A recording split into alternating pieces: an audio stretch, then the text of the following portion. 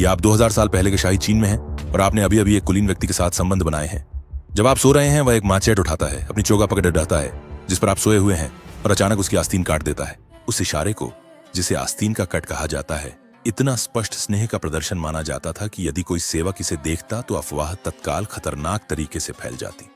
और यदि आप इसमें जोड़ते कि आपके पुराने परिचित आपको बेहतर कपड़े पहनते हुए देखने लगते, किसी प्रतिष्ठित व्यक्ति के करीब रहते हुए या कुछ रातें बिना स्पष्टीकरण के गायब होते हुए, तो संदेह एक वास्तविक समस्या बनना शुरू हो जाता। इसलिए जब कोई कुलीन व्यक्ति आपको यह संकेत देता था कि वह आपको इतना चाहता है कि आपकी नींद न टूटे इसके लिए वह अपनी पोशाक खराब कर दे, तो एक और खेल शुरू हो जाता था जिसमें आपको अपने दर्जे को छुपाकर ऊपर उठना होता था। आप एक दिन में गलियारे की सफाई से रेशमी पोशाक पहनने की स्थिति में नहीं पहुंच सकते थे। यह परिवर्तन धीरे धीरे लगभग अदृश्य रूप से होना चाहिए था। शुरुआत में आप वही काम करते रहे, लेकिन आप चर्चाओं में शामिल होने, भोज की सेवा करने या महत्वपूर्ण कामों में साथ देने के बहाने खोजने लगे। धीरे धीरे आपके कपड़े सुधर गए। आप उन जगहों पर जाने लगे जहां पहले आपकी पहुंच नहीं थी और आप उनके विश्वास के घेरे में और करीब आ गए थे। लेकिन वहीं खतरा था। अगर किसी ने सभी टुकड़ों को बहुत जल्दी जोड़ लिया तो अफवाह फैल सकती थी इससे पहले कि आपकी स्थिति सुरक्षित हो जाती।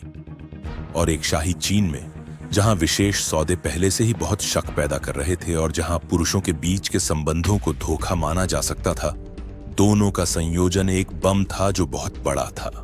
इतिहास गलत लोगों तक पहुंचता था तो तुम्हें गिरफ्तार कर लिया जाता, धूल भरे अस्तबल में बंद कर दिया जाता और तुम्हें खेत की सब्जियों को जबरदस्ती निगलवाकर अपमानित किया जाता जब तक तुम्हारा अंत न हो जाए। लेकिन कहानी का दूसरा पहलू था। अगर आप खुद महानुभाव या सम्राट थे तो स्थिति पूरी तरह बदल जाती थी। हान राजवंश। पहली सदी में शाही दरबार का हिस्सा होना मतलब था कि आपके पास सभी प्रकार की विलासिता और इच्छाओं तक पहुंच थी, चाहे वे कहीं से भी आई हों। चाय घरों में, थिएटरों में, निजी बागों में दरबारियों ने सिर्फ बातचीत से ज्यादा कुछ पेश किया और जब तक आपकी स्थिति ऊंची थी तब तक कोई आपकी पसंद पर सवाल नहीं उठाता था। हालांकि जब विदेशी प्रभाव और पश्चिमी नैतिक विचार प्रवेश करने लगे तो स्थिति ने एक अंधकारमय मोड़ लिया।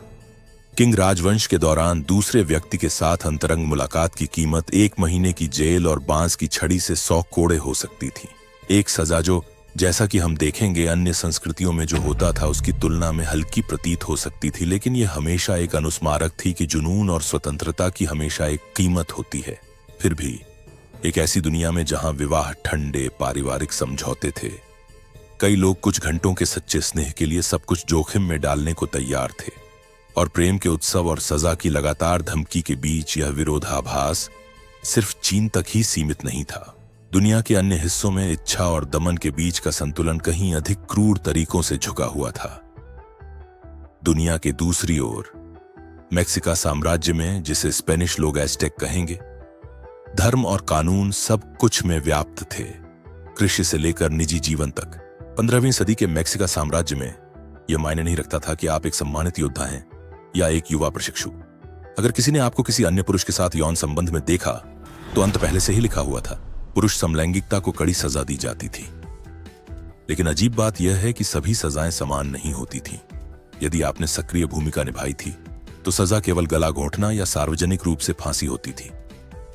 सबसे बुरा तब होता था जब कोई निष्क्रिय भूमिका निभाता था, जिसे सबसे शर्मनाक माना जाता था। इस मामले में सजा और भी क्रूर थी। उसका कोलन निकाल दिया जाता और फिर उसे जिंदा जला दिया जाता। इस तरह की क्रूरता मेक्सिका के शरीर की दृष्टि के अनुरूप थी, जिसे देवताओं के सम्मान में प्रस्तुत किया जा सकता था, खोला जा सकता था या नष्ट किया जा सकता था। और सबसे विडंबना की बात यह है कि यद्यपि एज़टेक दमन पहले से ही क्रूर था, विजेताओं के आगमन ने सहिष्णुता नहीं लाई, बल्कि अधिक रक्तपात हर्नान कॉर्टेस और उनके लोगों के लिए, जो सख्त कैथोलिक नैतिकता में प्रशिक्षित थे। यह एक भयानक पाप था और इसे समाप्त किया जाना चाहिए था।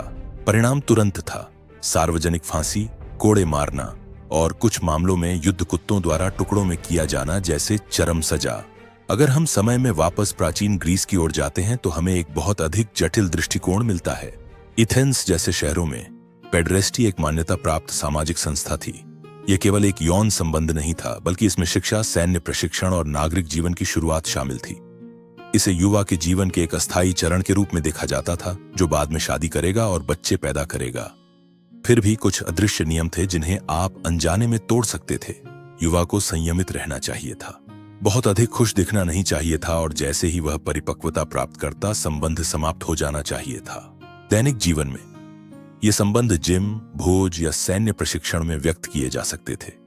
यह सब एक स्टीरियोटाइप में फिट होने के बारे में था। ग्रीक पुरुष आदर्श शारीरिक सुंदरता, एथलेटिक कौशल और नागरिक गुणों का संयोजन था और एक संरक्षक के साथ संबंध उस ढांचे का हिस्सा था। यह बात समलैंगिक पहचान की नहीं थी, बल्कि सामाजिक रूप से स्वीकृत भूमिका निभाने की थी। रोम ने इस प्रथा को अपनाया, लेकिन मुख्य नियम बदल दिया। यहां उम्र नहीं बल्कि भूमिका महत्वपूर्ण थी। एक स्वतंत्र नागरिक दासों, वेश्याओं या विदेशी पुरुषों के साथ सम्मान में कमी के बिना यौन संबंध बना सकता था, बशर्ते वह सक्रिय भूमिका में हो। विपरीत रूप से निष्क्रिय होना आपको सबसे निचले पायदान पर रखता था, जो कि दासों या गद्दारों के लिए उपयुक्त था। यह भेदभाव इतना महत्वपूर्ण था कि यहां तक कि सीनेटर भी इसे राजनीतिक हथियार के रूप में इस्तेमाल करते थे। किसी प्रतिद्वंद्वी पर किसी अन्य व्यक्ति को प्राप्त करने का आरोप लगाना भ्रष्टाचार के घोटाले से भी तेजी से उसके करियर को नष्ट कर सकता है। दोनों संस्कृतियों में जो हमारे लिए केवल एक गोपनीयता का सवाल होता, उनके लिए यह एक सतत सामाजिक जाल था। केवल एक गलती और आप आदर से अपमानित हो जाते। लेकिन एशिया की ओर लौटते हुए मध्यकालीन जापान में अपने शिक्षक के साथ सोना प्रशिक्षण का हिस्सा था। जीवन एक कठोर वर्ग प्रणाली द्वारा शासित था, जहां समुराई योद्धा अभिजात वर्ग के शीर्ष पर थे और इसलिए शुरू में यह पूरी तरह से स्वीकार किया गया था कि एक प्रशिक्षु सामुराई के रूप में आप अपने गुरु को कुछ एहसान करेंगे। सामुराई दुनिया में वक्शुडो एक परंपरा थी जो एक वयस्क योद्धा और एक किशोर प्रशिक्षु के बीच संबंधों को नियंत्रित करती थी। युवा को हथियारों, रणनीति और शिष्टाचार की शिक्षा मिलती थी और इसके बदले में वह साथ, प्रशंसा और कभी-कभी यौन अंतरंगता प्रदान करता था। संबंध केवल शारीरिक नहीं थे, यह बलिदान, कविता और पारस्परिक भक्ति के आदर्शों से भरा था। लेकिन इस सम्मानित योद्धाओं के युग में दुश्मन हमेशा मोर्चे पर नहीं होता था। एक अफवाह, एक अवरोधित पत्र या विश्वासघात की तरह व्याख्या किया गया एक इशारा भाले से अधिक घातक हो सकता था। एक ऐसी संस्कृति में जहां अपमान मृत्यु के बराबर था, एक त्रुटि पर्याप्त थी कि सबसे पवित्र संबंध को सेप्पुकु की सजा में बदल दे। लेकिन जब तक आप नियमों का पालन करते थे, आपको डरने की कोई बात नहीं थी। यह एक ऐसी दुनिया थी जहां तलवार और स्नेह बिना किसी विरोधाभास के सह अस्तित्व में रह सकते थे। प्राचीन भारत में शुरुआत में कामुकता का धर्म, कला और दैनिक जीवन के साथ गहरा संबंध था। कामसूत्र, जो कि 1500 से अधिक साल पहले लिखा गया था, केवल यौन मुद्राओं के बारे में बात नहीं करता था। ये किसी अन्य पुरुष को आकर्षित करने और उन लोगों के बारे में भी समझाता था जो जन्म के समय दिए गए लिंग से अलग लिंग के साथ रहते थे। हिजड़ा, जो आज के लेडी बॉय के समान है, शादियों को आशीर्वाद दे सकते थे, जन्म के अवसर पर भेंट स्वीकार कर सकते थे और राजाओं के बीच बिना छुपे चल सकते थे। दक्षिण पूर्व एशिया में थाईलैंड के कथोई महलों में प्रदर्शन करते थे, शाही परिवार के लिए गाते थे और ऐसे अनुष्ठानों में भाग लेते थे जो उन्हें समाज में एक मान्यता प्राप्त स्थान देते थे। यहां तक कि पुरुषों के बीच स्थिर संबंध होते थे, बिना किसी सार्वजनिक घोटाले के। लेकिन यह दुनिया आंतरिक संघर्ष से नहीं गिरी, झटका बाहर से आया। इस्लाम के आगमन और बाद में ब्रिटिश औपनिवेशिक काल के साथ सहिष्णुता एक अपराध बन गई। ब्रिटिश दंड संहिता की धारा 377 प्राकृतिक संबंधों के खिलाफ वर्षों की जेल की सजा देती थी और यह कानून दर्जनों देशों में निर्यात किया गया जैसे यह किसी बीमारी के खिलाफ टीका हो, जिसे तब तक बीमारी नहीं माना जाता था। नतीजा एक क्रूर विडंबना थी। सदियों से विविधता को स्वीकार करने वाले समाजों ने इसे सताना शुरू कर दिया, उन संस्कृतियों के कानूनों का उपयोग करते हुए जो खुद को अधिक सभ्य मानते थे। असीरिया और जर्मनिक जनजातियां आज के इराक, सीरिया और तुर्की और ईरान के कुछ भागों को कवर करती थीं। इस योद्धा समाज में यदि आप समलैंगिक थे तो आपकी जीविका 3 पवित्र नियमों का पालन करने पर निर्भर करती थी। पहला नियम यह था कि कभी कमजोरी नहीं दिखानी चाहिए। अशूर साम्राज्य में मर्दानगी को आपकी ताकत और प्रभुत्व की क्षमता से मापा जाता था। पुरुषों के बीच यौन संबंध स्वीकार्य हो सकते थे, लेकिन केवल तब जब आप इसे एक कब्जे में लिए गए दुश्मन को अपमानित करने के लिए इस्तेमाल करते। दूसरा नियम यह था कि आपको एक गुलाम के समान नहीं होना चाहिए। इसका मतलब था कि यदि आप निष्क्रिय भूमिका अपनाते हैं तो आप समाप्त हो जाते हैं। आपको मारने से पहले सार्वजनिक रूप से आपका सम्मान या स्थिति खत्म करने के लिए आपका अपमान किया जाता था। दूसरी ओर, आपको छल और सूक्ष्मता में माहिर होना चाहिए। दोनों दुनियाओं में केवल एक आरोप ही आपकी प्रतिष्ठा को गिराने के लिए पर्याप्त था। यह आवश्यक नहीं था कि आपको रंगे हाथ पकड़ा जाए। संदेह ही आपके साथी योद्धाओं के लिए यह तय करने के लिए पर्याप्त हो सकता था कि आप अब उनके बीच रहने के योग्य नहीं हैं। सबसे अच्छे मामले में वे आपको अकेले मरने के लिए निर्वासन में भेजते थे। सबसे खराब स्थिति में आप दलदल में डूब सकते थे या पेड़ से लटक सकते थे। और यह धार्मिक नैतिकता की बात नहीं थी, बल्कि युद्ध और एक कठिन वातावरण में जीवन रक्षा से गहराई से जुड़ा एक सम्मान का कोड था। तब तक एक समलैंगिक के रूप में आपका जीवन सामाजिक कोडों पर निर्भर था, न कि पत्थर पर लिखे गए पाप पर। लेकिन अब्राहमिक धर्मों के आगमन के साथ सब कुछ बदल गया। आपकी इच्छा का अब एक नाम था और वह पाप कहलाता था। यह पहला दृष्टिकोण परिवर्तन था जो वे लाए थे। यहूदी धर्म में लेविटिकस के कुछ अंशों में पुरुषों के बीच यौन कृत्यों को स्पष्ट रूप से निषिद्ध किया गया था। यह केवल सामाजिक अस्वीकृति नहीं थी, यह एक नैतिक चिन्ह था जो आपको बिस्तर के बाहर भी पीछा करता था। दूसरा परिवर्तन यह था कि दंड इस जीवन तक सीमित नहीं था। ईसाई धर्म ने उन कानूनों को लिया और उन्हें और अधिक मजबूत किया। आप न केवल पृथ्वी पर सजा के हकदार थे, बल्कि परलोक में भी अनंत निंदा के। इसने नियंत्रण का एक नया स्तर जोड़ा। केवल छुपने से काम नहीं चलता था, अब तुम्हें अपनी आत्मा को बचाने के लिए पछताना पड़ता था। इस्लाम ने 7वीं सदी से इसी तरह की अवधारणाएं अपनाई। हालांकि प्रथा और सहिष्णुता क्षेत्र और ऐतिहासिक समय के अनुसार भिन्न थे। कुछ स्थानों पर पूर्ण दमन था, अन्य स्थानों पर इस्लामी दरबारों में समलैंगिक कविताएं फली फूली। जैसे जैसे ईसाई धर्म रोमन साम्राज्य में और बाद में यूरोपीय उपनिवेशवाद के माध्यम से फैला और इस्लाम एशिया और अफ्रीका में विजय के माध्यम से फैला, उनके नैतिक मूल्य पहले की प्रथाओं को बदलने या प्रतिस्थापित करने लगे। और जब ऐसा लगने लगा कि नई धार्मिक नियमों ने सब कुछ नियंत्रित कर लिया है, तो एक ताकत आई जो उन्हें ग्रह के किसी भी कोने में ले जा सकती थी। उपनिवेशवाद ने पूर्वाग्रहों, आपराधिक कोड और दंडों को स्थानांतरित किया जो कई स्थानों पर कभी अस्तित्व में नहीं थे। अमेरिका में स्पेनियों ने उस चीज को पाप कहा जो ताइनोस या जापोटेकस जैसे समुदायों में सामान्य जीवन का हिस्सा था, और इसे कोड़े मारने, सार्वजनिक फांसी देने या यहां तक कि आग में जला देने की सजा दी। एशिया और अफ्रीका में ब्रिटिश साम्राज्य ने दंड संहिता की धारा 377 लागू की, जो अप्राकृतिक संबंधों पर जेल और कड़ी मेहनत की सजा के साथ प्रतिबंध लगाती थी। एक कानून जो दर्जनों उपनिवेशों में अपनाया गया, जैसे नाइजीरिया से सिंगापुर तक, जमैका से सूडान तक। और सबसे विडंबनापूर्ण बात यह है कि इन देशों में से कई ने इसे आज भी बनाए रखा है, स्वतंत्रता प्राप्त करने के दशकों बाद। ओशिनिया में पोलिनेशियन समुदायों ने सदियों से फाफाफिन को पहचाना था। देखा कि कैसे ईसाई मिशनों ने उनके अस्तित्व को मिटाने की कोशिश की।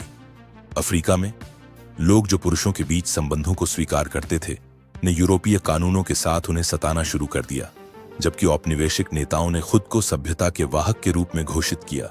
औपनिवेशिकता ने केवल सीमाएं और झंडे नहीं छोड़े, इसने उत्पीड़न की एक प्रणाली छोड़ी जो कई मामलों में किसी भी स्थानीय परंपरा से अधिक क्रूर थी। और यह विरासत आज भी जीवित है। और अगर आप मानते थे कि औपनिवेशिक विरासत कठिन थी, तो जो बाद में आया वह और भी दमघोंटू था। 19वीं सदी में औद्योगिकीकरण ने शहरों को भर दिया और इसने अधिकारियों को एक नया फायदा दिया। वे सब कुछ देख सकते थे। सबसे पहले विक्टोरियन नैतिकता आई। इंग्लैंड में शादीशुदा विषम लैंगिकता एकमात्र स्वीकार्य मॉडल बन गई। एक अफवाह आपकी प्रतिष्ठा को बर्बाद कर सकती थी, लेकिन पकड़े जाने का मतलब था जेल, नौकरी खोना और सार्वजनिक अपमान। बाद में सजा एक तमाशा बन गई। 1895 में ऑस्कर वाइल्ड को गंभीर अभद्रता के लिए 2 साल की कठोर सजा दी गई थी। प्रेस ने इसे एक उदाहरणीय मामला बना दिया। यह एक स्पष्ट संदेश था कि कोई भी, चाहे वह कितना भी प्रसिद्ध या प्रतिभाशाली क्यों ना हो, सुरक्षित नहीं था। और 20वीं सदी ने राहत के साथ नहीं, बल्कि और अधिक दबाव के साथ शुरुआत की। कई इस्लामी देशों में धार्मिक कानून की कड़ी व्याख्याएं मजबूत की गईं, दंड कठोर कर दिए गए और सहिष्णुता के लिए कोई स्थान नहीं छोड़ा गया। पश्चिमी देशों में पुलिस बार, पार्क और निजी सभाओं में छापेमारी करती थी, नई कानूनों का उपयोग करके अनैतिक आचरण के खिलाफ जो भी सामान्य से अलग होते उन्हें जेल में डालने के लिए। हर दशक नियंत्रण का नया तरीका लाता था। हर कानून डर की एक और परत जोड़ता था। और हालांकि रवैया बदलने शुरू हो जाएंगे द्वितीय विश्व युद्ध के बाद, उस दमन की छाया इतनी जल्दी नहीं जाएगी। आज दर्जनों देशों में समलैंगिक होना आपको जेल या फांसी पर ले जा सकता है। अन्य मामलों में भले ही कानून अब सजा न दे, सामाजिक बदनामी एक अदृश्य सजा के रूप में काम करती रहती है। नौकरी खोना, घर से निकाला जाना या चुपचाप रहना ताकि निशाना न बने। और सबसे चिंताजनक बात यह है कि इस दमन का बड़ा हिस्सा प्राचीन परंपराओं से नहीं, बल्कि केवल कुछ सदियों पहले आयातित कानूनों और पूर्वाग्रहों से आया है। जिन देशों ने कभी विविधता का जश्न मनाया था, वे आज उन औपनिवेशिक उपकरणों का उपयोग करके लड़ रहे हैं जो अब मौजूद भी नहीं है। कुछ जगहों पर परिवर्तन आगे बढ़ रहा है, अधिकारों की मान्यता, मीडिया में दृश्यता, कानूनी संरक्षण। दूसरों में ज्वार पीछे हट रहा है। नए कानून, सेंसरशिप और राजनीतिक अभियान जो सत्ता पाने के लिए समलैंगिकता का उपयोग हथियार के रूप में करते हैं। इतिहास एक सीधी रेखा नहीं है और जब तक स्वीकृति के लिए संघर्ष जारी है, आगे का हर कदम एक दीवार पा सकता है या एक दरवाजा खोल सकता है जिसे कोई बंद करने की हिम्मत नहीं करेगा। इस प्रकार के सामग्री को समर्थन देना न भूलें, सदस्यता लें और इस अन्य बहुत ही दिलचस्प वीडियो को देखें जो आपको पसंद आएगा।